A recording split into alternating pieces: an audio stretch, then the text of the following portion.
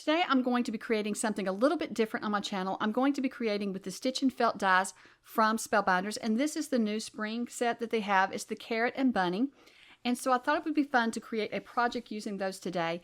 If you've seen my channel before, I created some ornaments and different projects at Christmas using their felt dies, and I had a lot of fun with those, so I thought I would give it a try for spring.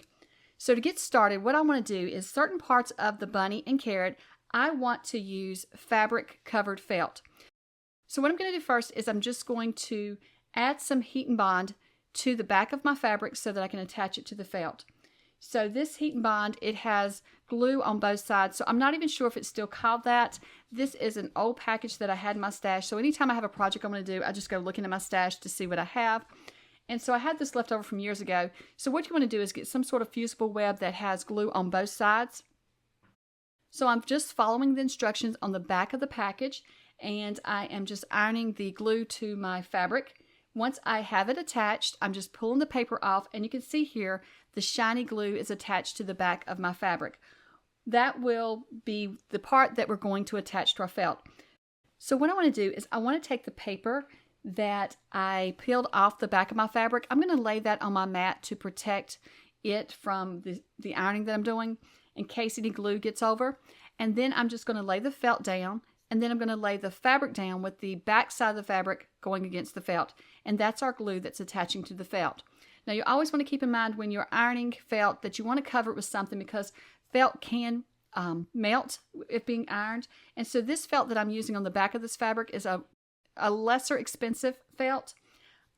It's probably more acrylic.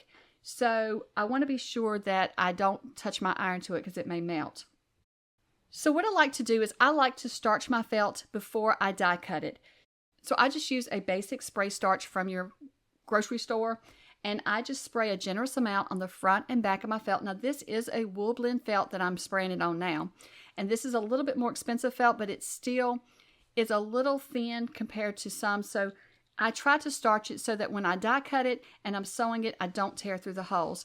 And also I'm going to go back and I'm going to starch the fabric as well as the felt that I just ironed together, because I feel like that's going to be better so that the holes don't tear once I'm die cutting them and sewing them. The best felt for die cutting is supposed to be wool felt, but it is fairly expensive, so I always try to use the wool blend and then just starch it. So once I have my felt ready to go, that's when I'll start die cutting it. So for the fabric covered felt, I'm cutting out carrots and the inside of the ears of the bunny, as well as the heart that's on the bunny's belly. And so then the bow as well.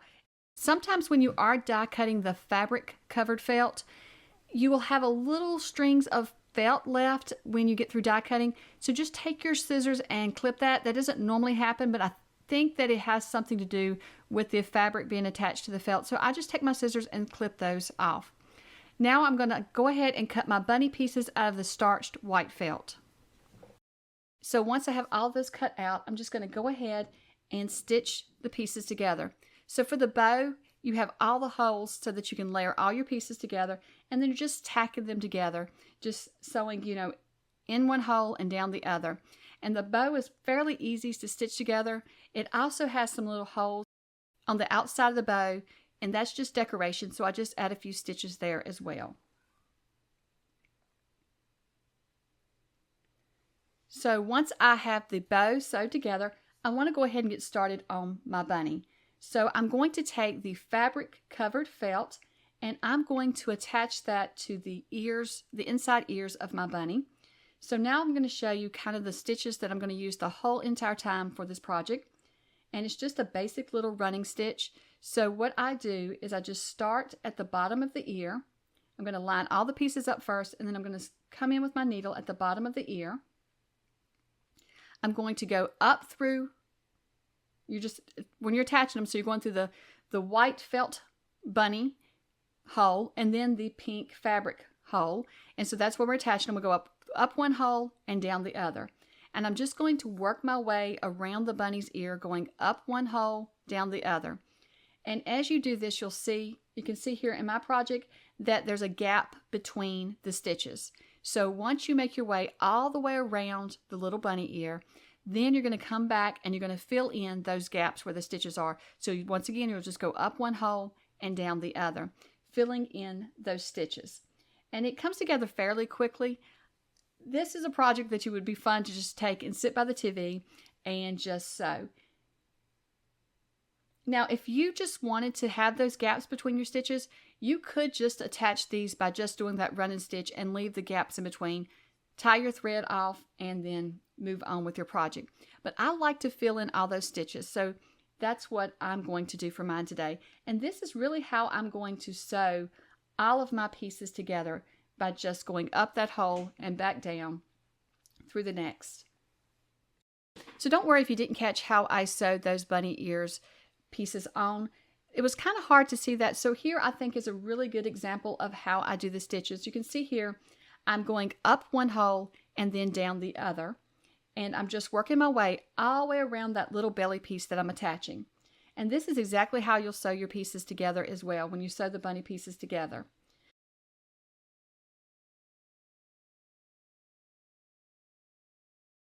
But you can see here as I'm getting around the bottom, I'm going to come back where I just sewed. We just got a few more stitches to go.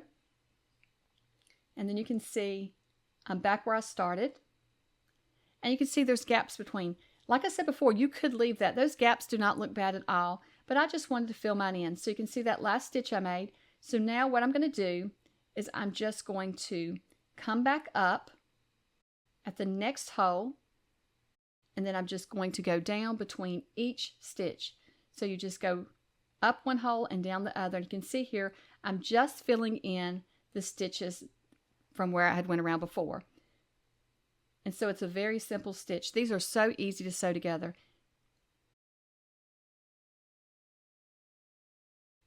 And so I'm just going to continue to do that all the way around this little piece until I come back to where I started, and then I will just tie my strings together on the back and everything, and tie a good knot in it so that nothing comes loose. So the dies come with little bitty eyes and a little itty bitty nose. So I've gone ahead and cut the eyes out of black felt that I've already starched, and I've cut the nose out of the fabric covered felt. And so now I'm just attaching it with a little bit of Fabri-Tac, but you could use your art glitter glue. You could use felt glue. So there's many things that you could use, but I'm not using it to adhere it permanently. I just want it to hold it so that I can stitch those eyes on. So I just wanted to hold it long enough until I can add a little stitch to each one of those pieces so that they don't go anywhere. So while the eyes and nose are drying, I'm going to go ahead and fill in the stitches on the mouth. And once again, it's just a running stitch. I'm going to go up one hole, down the next, work my way all the way across one side, and then filling in the stitches on the way back so that he has this cute little mouth ready to go. So once I do that and the eyes and nose are dry, I'm just going to come back with a little stitch, and I'm just going to come up and make a little bitty stitch in the eye and then back down, and do that in both eyes, and then tie off my strings. And then for the nose, I'm going to use a little bit of white thread and do the same thing. I'm just going to tack his little nose on with an itty bitty stitch, but that way I know that his nose and mouth are not going to fall off.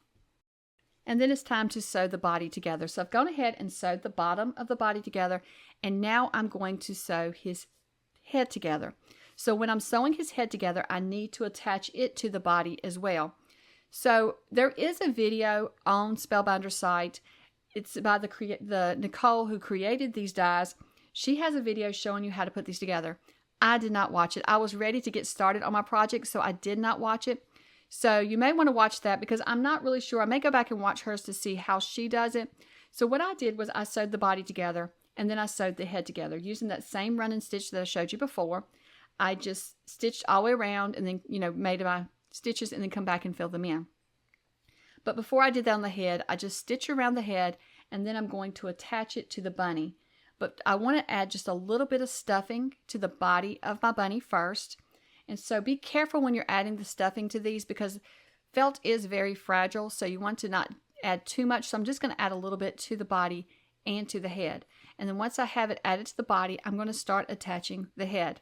So the bottom, once you're stitching around the head, when you get down near the chin, that's when you want to start attaching it to the body.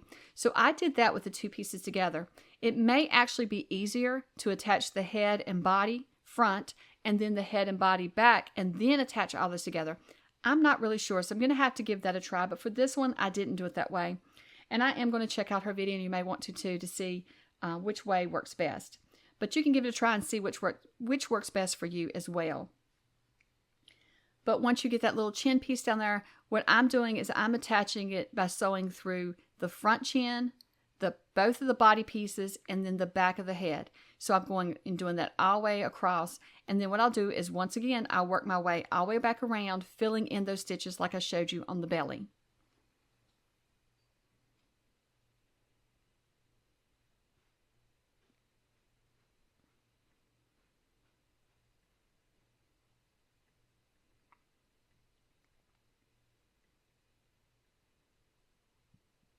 So once I have my bunny put together, then I'm going to sew my carrots. So the carrots are the ones where I use the fabric covered felt, and they have some stitches on the front of those that you just fill in, little running stitches, just to add some little accent stitches to those.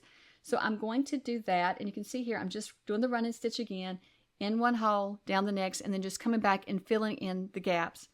And then I will sew my carrot together once I add all of these accent stitches. Now the carrot does come with a little felt piece that you cut out of green for the top of your carrot. So I did fold that in half and just add a little art glitter glue. And then once I get to the top of my carrot on my first round around, I'm going to attach that green piece to the top of my carrot. And I think these make very cute little carrots. And I love the fabric. You could use orange felt. You could use anything that you wanted to use for these. I just had this piece of fabric and I thought it'd be really cute. So here's my completed rabbit and carrots, and I thought they were absolutely adorable. So now it's time to start working on the wreath. So I'm just using a wreath base from the Dollar Tree, and this wreath base is fairly old. I'm pretty certain that I bought this wreath base from the Dollar Tree back when everything was $1. So I don't know if they still carry these, but be sure to check there first. But I'm sure you can find it in any craft supply store or Walmart or somewhere that has craft supplies and has florals. You probably can find a wreath base there. So what I've decided I wanted to do is I wanted to wrap this wreath base with yarn, which I had never done this before. This is probably my second wreath that I've ever made. The first wreath I made was more with paper flowers and things. So I'm no expert when it comes to this. So today I'm just playing, but I wanted to show you my process because it's fun to try different things. And so sometimes on my channel, I'm really thinking that I want to share with you some of the different projects that I'm doing. So mainly on my channel, I do paper crafting, but I love trying all kinds of craft projects. But of course, mainly most of the time when I am crafting with paper. But occasionally I do other projects. So I may start sharing with you some of the other projects that I do. And hopefully it's just to inspire you to come out of your comfort zone and try something different as well. And for today's project, the dies were sent to me. But as far as the felt and the yarn, I already had those. So I have a lot of craft supplies here because I have been crafting for many, many, many years. So I just go through my stash when I have an idea of something I want to create and see what I have before I go shopping. So this yarn is some that I had left over. It may have been projects I did with my children, or it could have been some crochet projects that I did many years ago when my children were little. Crochet little hats and things for them. So this, I don't really know what this was left over from. So what I'm going to do is I'm just going to take this yarn and I'm going to wrap it around the wreath base. So I want to wrap with pink and with white, but I want white to be my main color. So what I'm going to do is I'm just going to wrap this in and out around around the wreath. And if you have any ideas how to do this better, please let me know in the comments. This was the struggle for me. I finally went and showed my husband. I was like, am I not thinking this through? And he's like, no, you really just have to keep wrapping it like that.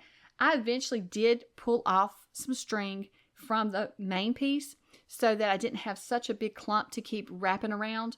But honestly, it's just a process that you're going to have to get through if you do this.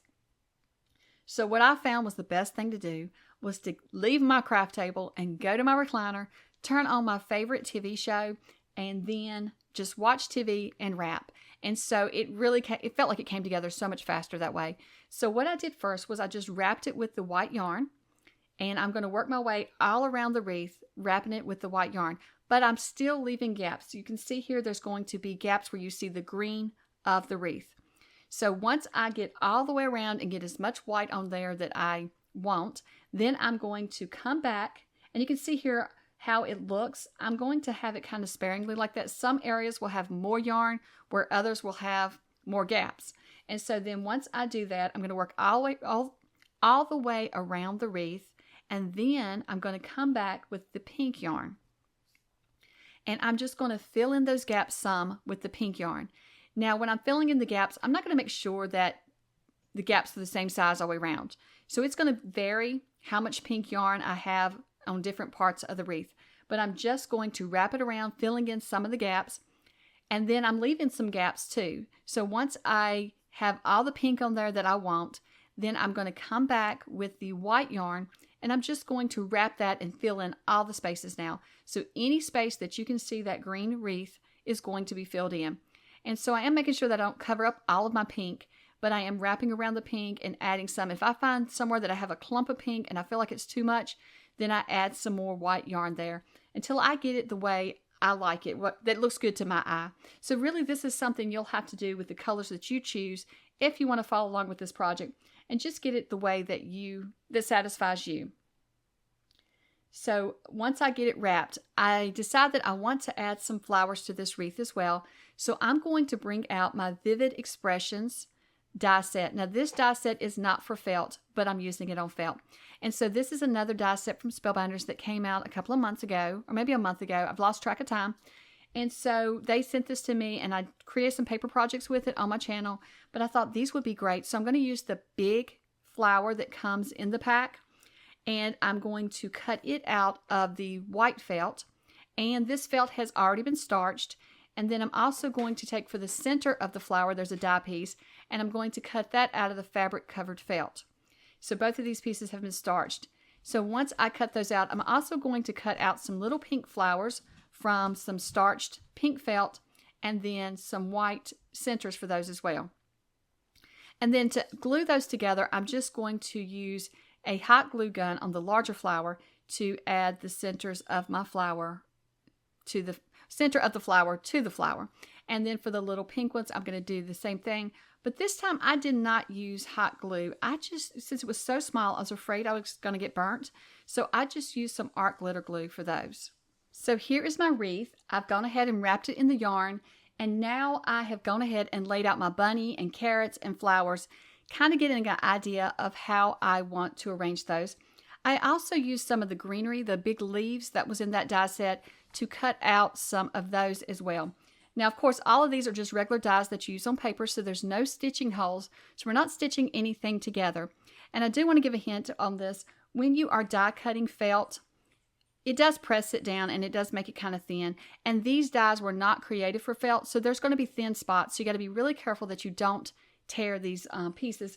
So the only ones that I struggled with was the leaves. So you can see here the little piece that holds them together is very thin. So you want to be careful that you don't tear that.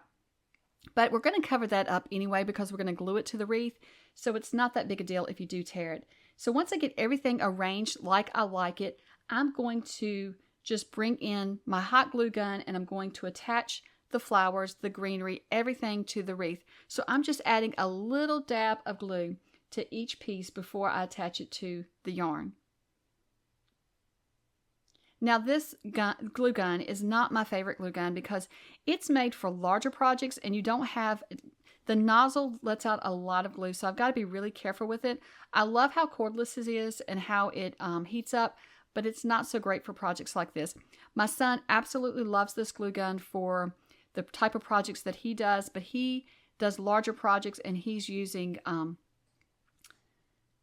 foam mats and things to create things. So he does really great with that and the glue gun's great for him, but this one's not perfect for this, but I'm using it today because it's what I have. So you just have to be very careful with it because you can see how much glue comes out of it. So I'm just trying to add just a little dab of glue to the back of each flower and each thing. And I'm going to go ahead and also hot glue down the pieces that I sewed and attach them to the wreath as well. Now, I am not a wreath maker, and like I said, this is probably the second wreath I've ever made, but I wanted to give this a try. And this is not typically my colors for my home. My home is more neutral and minimalist type stuff, but I think this looks very happy and cheerful, so I'm excited to display this in my house for the spring season. Now you could add some little Easter eggs to this or different things. I decided to keep it kind of simple. I decided just to add the felt pieces instead, and so I'm excited to hang it up. I think it's going to be cute for the spring season. I think you could keep it up past Easter through entire spring, because it really, even though it's got a bunny on it, it still doesn't have to be for Easter. And like I said, it doesn't really match a lot of things in my home, but I think it'll be a lot of fun, because at Christmas, I like doing the same thing. At Christmas, I love to use all sorts of colors. And so you should check out those videos as well. If you're interested in die cutting felt and sewing it together, be sure to check out my videos from Christmas. I created several projects using the stitch and felt dies from Spellbinders during the holidays as well, and I had a lot of fun with those. Those are just fun to create for ornaments, but you can also create other gifts and projects with those as well. Now for these, I wasn't really sure what I wanted to do because I don't have a Easter tree. I did see some really cute ideas for Easter trees, but I don't have one, so I decided it would be fun to just try and create this wreath.